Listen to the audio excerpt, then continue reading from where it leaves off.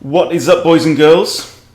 So I posted a video this morning after a game that I played using the kind of reversed Vienna gambit with knight c6. So the first move's going like this. So I said that I've been trying to play an immediate f5, but it's just not very good. Bringing the knight out, so mirroring white, and then trying to beat white to the punch with f5 on move 3 is seems viable. Okay, so I'm calling this the Marsellus Wallace opening because why not? Okay, it's like, you know, white is trying to screw us with the Vienna, so let's Vienna white. Okay, let's get straight back at him. And the same goes if knight comes out, you can play f5. So I promised at the end of that video that I would go away and do some homework and try and figure out if the Marsellus Wallace was in fact viable. And I am pleased to announce that I think it probably is. So I couldn't resist myself. You know, it's Monday morning, and I thought, sod it, let's do some homework. So there's not an awful lot to remember really with this, and I actually think that this is quite useful. So we're going to start off with white's most common continuation, which is in fact bishop c4. Right, this is what I've played for a long time. f4 is also something that I tried, this Steinitz gambit thing, and quite a common line from black here is to bring bishop to c5, but then you get into this incredibly spicy Vindaloo line with the queen coming out there to g4. I love playing that as white. I'm damned if I'm going to play it as black. Okay, so I just don't want to get into all of that stuff. But anyway, so now we play pawn to f5. This is the Marsellus Wallace, right? You know, he's black and he's bald and he's angry, okay? Now, there are a couple of approaches. Now, if they play e takes f5, there are a couple of lines here. Now, there is one when you bring your queen out here and attack g2, okay? So let me show you that if it goes well, but I don't recommend this, so forget what I'm about to tell you, okay? This bishop comes out, we play f5. So far, so good. If they take, you can play this, but look at the eval, it's gone to plus 3.4. What that means is that if white is careless, you might get away with it. If white is taking his time, or is a good player or knows what he's doing, then this is very likely to blow up in your face, because quite honestly, knight to f3 here, apparently giving up the pawn, is just simply winning, right? Plus 3.4 for white. In fact, white's better off actually taking this pawn here, okay? But knight to f3 is winning. Now, knight to f3 is not actually the most commonly played move. So here on Lichess, there are only 15 games from this position, okay? So if you're looking for a blitz weapon or a bullet weapon, knight to f3 has been played once out of 15 games. Now, the most common move that has been played 8 times is queen to f3, and that is a blunder. So white has just completely given away his whole advantage, right? Because you now get to play the move that white very often wants to play in the Vienna and throw your knight into the d file, into d4. You're hitting the queen, you're hitting c2 with a king-rook fork. If they put their queen here, you just dive back with your queen and you are simply better. Now it's minus 3.5. So black is the one in the ascendancy here. So, but however, I've not gone down any further down that line because quite honestly, if they play knight to f3, then you're really going to struggle. I mean, I'll show you a little bit, okay? So you bring your queen out and Stockfish here goes, not good, right? Knight to f3. Now you do have a choice of pawns. It's true, you do have a choice of pawns. And plus this position has been seen once on the Lichess database. In fact, let's plug it into Bullet and everything, right? 3 times white has won 2. Okay, so when we expand the range a bit, white has won 2 out of 3 with queen takes g2. Okay, but the rook comes here. So the queen defends the knight, knight defends the rook, knight also defends the pawn, and the queen's under attack. So the game goes queen h3, rook to here, and you get chased around, basically, right? So at your peril is what I'm saying. At your peril. Now, what do we suggest you play is the same that I played in my test blitz game earlier. Simply knight to f6. Knight to f6 is solid. Okay, and now we're going to follow through the most common moves from white. It's not in the top 3 suggested by the fish, but d3. And d3 we have already equalized. We're doing absolutely fine. Okay, so here we just grab the center, like exactly what happened in my game, right? I've got 2 pieces defending this pawn. He's got 2 attackers. If he captures he loses a minor piece. That's it, right? So the bishop has to retreat. Right, now in fact, the best move here, bizarrely, is knight takes d5. Knight takes d5, knight takes d5, and then out comes queenie, right? But that is very, very unlikely to happen. So from here, knight takes d5 has been played 255 times. That's 7.5% of the time. So it's rare, okay? And yes, white has done better in that situation, but you are far more likely to see the bishop retreat. Right, when the bishop retreats, you pin the knight. You can also recapture this pawn as well, but that pawn's not going anywhere. And quite honestly, if white wants to try and save the pawn by pushing g4, that's not good for white. Okay, let's say they block the pin, you can recapture your pawn, and we're doing all right here. This is the most common move, knight g to e2. Okay, we see that a lot in Vienna.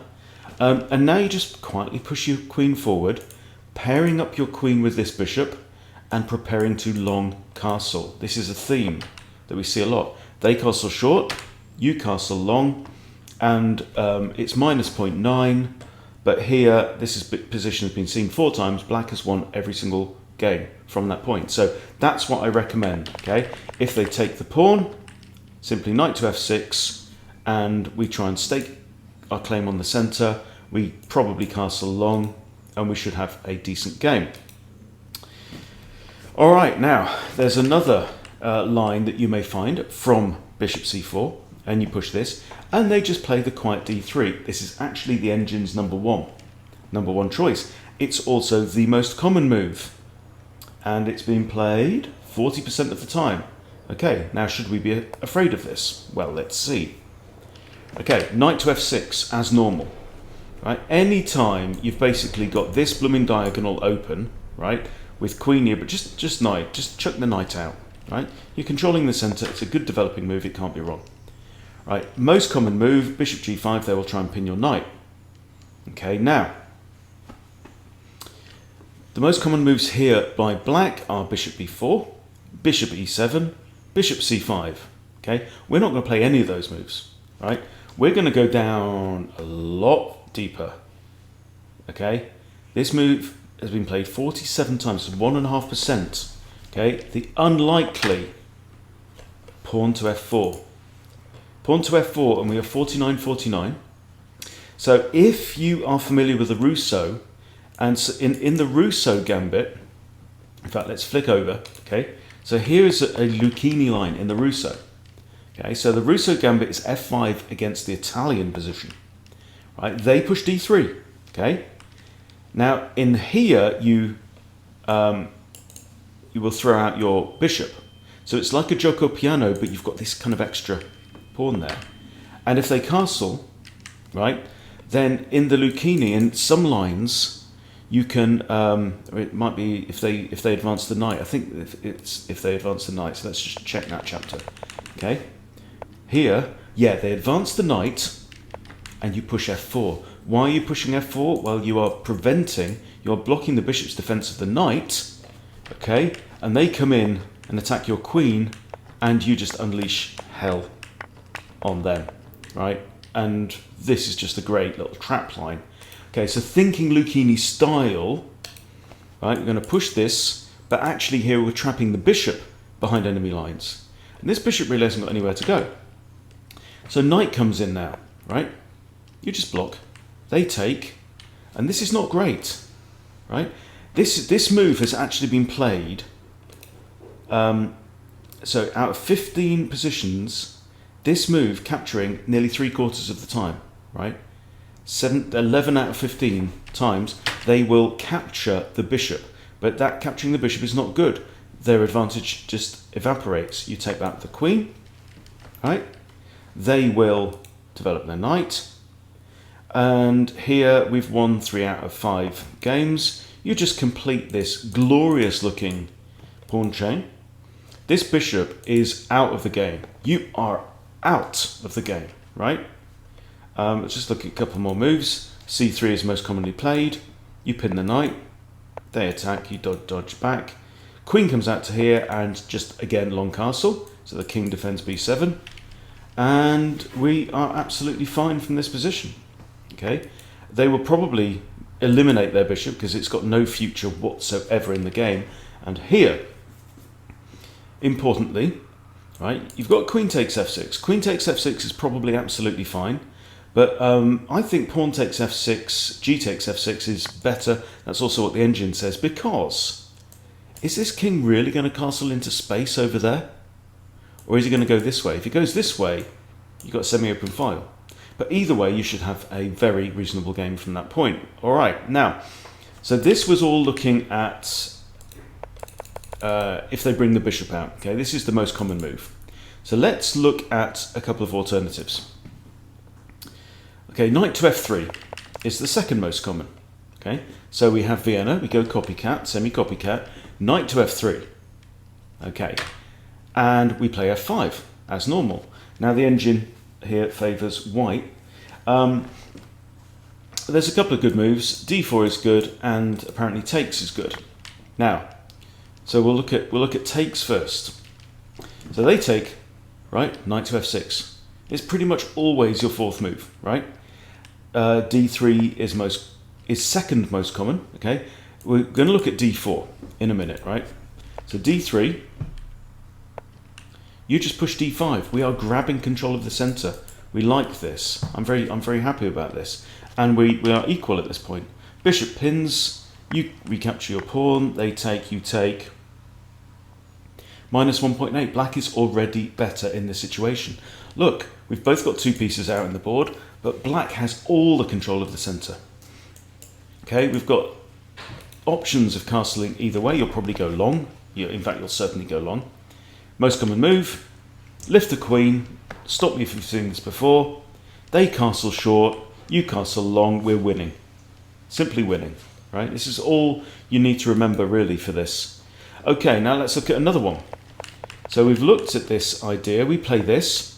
Okay, now what if they play d4 immediately? Now we've seen this. If you're a Vienna player and you play the Vienna gambit, you know that d5 here is black's best move. So what if they do this against you? Well, the computer still favours white. It says that you can take either pawn, but you may as well take with your wing pawn to here. And now, guess what is the most common move by white? Right, been played more than half the time, 59%, knight takes pawn, okay? And we do not approve of this, do we, precious? Okay, we've gone from plus 1.1 to minus 0.1. Why? Welcome to Halloween. d5, right? We are hitting the knight, knight has to retreat, we push. So this is just like the Halloween variation in the Vienna gambit declined from the other side of the board.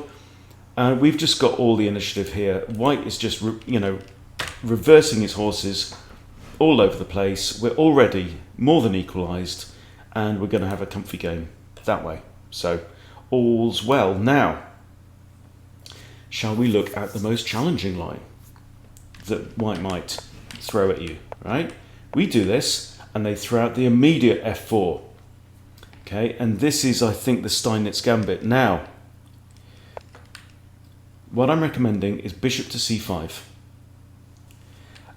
Bishop to c5 is the third most common response here and doesn't score massively well, has to be said, but it's only been played 15% of the time, so it's like 1 in 6 or 7 games. Right, but bishop out here, and the point of this is, if they take on e5, they are slightly better, but the most common move, by quite a margin is just to develop the knight, and we are already equal. And let me show you what to do here. Just d6. Most common move, bishop out to c4, bishop out to pin the knight, and you're thinking this just looks very normal and Vienna-like, yeah? They push a pawn, and this is a mistake. In fact, I'm going to note that as a mistake. Right? And next, what do we do? Taking account of the fact that this knight here is pinned, okay? Our favourite move, knight into d4, okay? Or if you've got the white pieces, it'd be knight into d5, knight into d4. We've now got big eyes on this knight. And what can white do? Most common move here, right? Check this out.